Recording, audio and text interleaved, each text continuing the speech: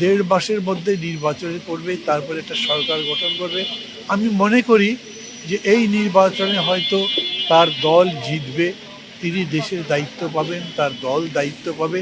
দেশটা গড়বার প্রক্রিয়া আমাদের দেড় মাস পরে শুরু করতে হবে। বিশ্বকাপে, আন্তর্জাতিক ক্রিকেটে, আন্তর্জাতিক ক্রীড়ার মধ্যে এইভাবে নোংরা রাজনীতি, রাজনীতি না আনা উচিত। গতকালকে আমরা বুঝেছি যে ওনার মার মৃত্যু, বেগম জিয়া একরামে দেখার দরকার নাই, তার শোক জানাতে বিভিন্ন জন তার সাথে দেখা করছেন। আমরাও এই উদ্দেশ্যে তার কাছে খবর পাঠিয়েছিলাম। সেই হিসেবে উনি ওনার অফিস থেকে জানানো হয়েছিল আমরা এসে শোক জানাতে পারি। আমরা শুধু শোক জানাতেই আসছিলাম। কোনো রাজনৈতিক আলোচনা, সাংগঠনিক আলোচনা ছিল না, কোনো নির্বাচনের বিষয়ে কোনো কথাবার্তা ছিল না। ওটা আমরা তুলিনি, উনিও তোলেননি। কিন্তু কথা বলতে গিয়ে যেটা বলেছেন উনি, আমি মনে করি সেটা আপনাদের মাধ্যমে জনগণের কাছে যাওয়া উচিত। মানে অনেক বড় একটা শোক তো তার উপর দিয়ে গেছে, পুরো পরিবারের উপরে।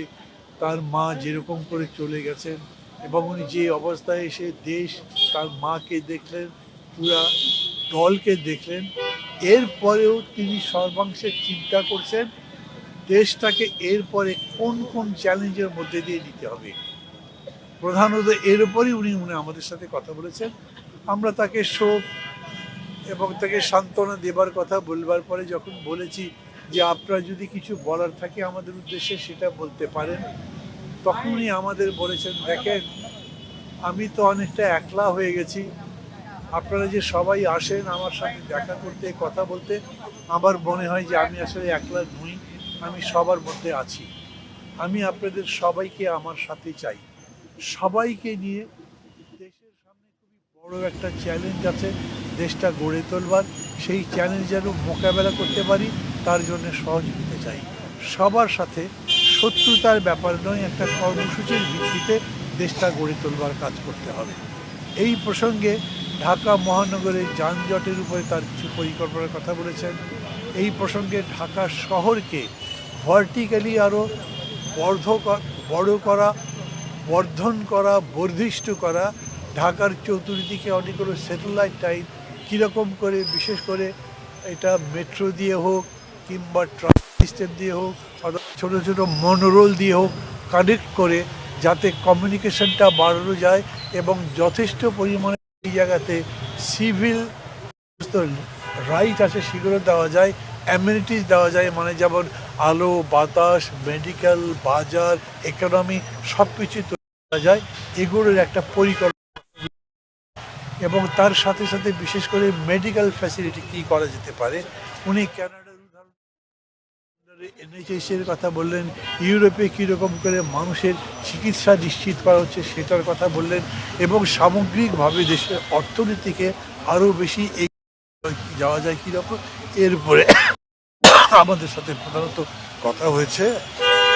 এবং এই পরিকল্পনায় উনি খুব, মানে আমি বলবো যে খুবই অকপটভাবে বলেছেন, আমি সবার সহযোগিতা ছাড়া এটা তো করতে পারবো না, অতএব এই কাজ যাতে সবাই মিলে করা যায় সেজন্য আমি আপনাদের সহযোগিতা চাই, সামনে যাতে আপনারা আসতে পারেন। প্রধানত এটাই উনি বলেছেন। আমার যেটা মনে হচ্ছে সেই ধারণাটা বলি, নিশ্চিতভাবে দেশ আর দেড় মাসের মধ্যে নির্বাচন করবে, তারপরে একটা সরকার গঠন করবে। আমি মনে করি যে এই নির্বাচনে হয়তো তার দল জিতবে, তিনি দেশের দায়িত্ব পাবেন, তার দল দায়িত্ব পাবে। দেশটা গড়বার প্রক্রিয়া আমাদের দেড় মাস পরে শুরু করতে হবে। সেইখানে উনি যদি সবাইকে দিয়ে এইভাবে কোনো শত্রুতার দৃষ্টিভঙ্গি বাদ দিয়ে সবার সহযোগিতার ভিত্তিতে দেশ গড়বার চিন্তা করে কর্মসূচি, তাহলে সেরকম করে আরও বেশি হবে। যেমন এই প্রসঙ্গে তিনি বললেন, যেমন কৃষি কার্ড দিচ্ছেন, শ্রমিকদের কার্ড দিচ্ছেন, যাতে করে দরিদ্র মানুষের কাছে তাদের বেনিফিট পৌঁছানো যায়, দরিদ্র আলাদা কোনো কর্মসূচি করা যায়, সেখানে তার যে সমস্ত পরিকল্পনা ইতিমধ্যে তিনি কৃষিবিদ ইনস্টিটিউশনের কর্মসূচির মধ্যে দিয়ে ঘোষণা করেছেন। আমি তাকে বললাম যে আপনি যে বলেছেন আই হ্যাভ এ প্ল্যানটা আরও ডিটেল বলেন। উনি বলেছেন এটা আমরা কিছু কিছু কাজ করছি, আরও ডিটেল করব, যাতে সবার সহযোগিতা পাই, আপনারা পরামর্শ দেবেন। আমাদের মধ্যে একজন প্রেসিডিয়াম সদস্য মঞ্জুর কাদের জিজ্ঞেস করলেন যে আমরা কিভাবে সাহায্য করতে পারি। উনি বললেন বুদ্ধি পরামর্শ দিয়ে, অংশ নিয়ে, দরকার লাগলে আমার সমালোচনা করে, ভুলটা ধরিয়ে দিয়ে যাতে একটা গণতান্ত্রিক পথে আমরা এগিয়ে যেতে পারি। সামগ্রিকভাবে পুরো বিষয়টা একটা গণতান্ত্রিক দৃষ্টিভঙ্গিতে, সহযোগিতার দৃষ্টিভঙ্গিতে আরও সামনের দিকে নিয়ে যাওয়া যায় কীরকম করে, এই ব্যাপারটাই উনি আমাদের সাথে কথা বলছেন। ধন্যবাদ।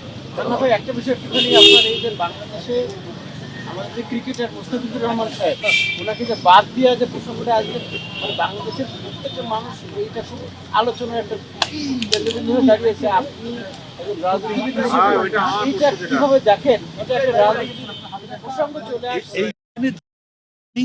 আমি পত্রিকায় যেটা পড়েছি, যেটা দেখেছি, এতে কোনো সন্দেহ নেই এই ব্যাপারে। আমাদের কোনো ক্রিকেট বিশেষজ্ঞ, কোনো উপদেষ্টা বলেছেন বিশ্বকাপে, আন্তর্জাতিক ক্রিকেটে, আন্তর্জাতিক ক্রীড়ার মধ্যে এইভাবে নোংরা রাজনীতি, দেশবাদী রাজনীতি না আনা উচিত। এটা করলে যারা আনছেন তাদেরও যে কল্যাণ হবে সেরকম কিন্তু না। আমরা কতখানি ক্ষতিগ্রস্ত হব তার চাইতে যারা এই গেম করবার চেষ্টা করছে তাদের ক্ষতি বেশি হবে। ধন্যবাদ।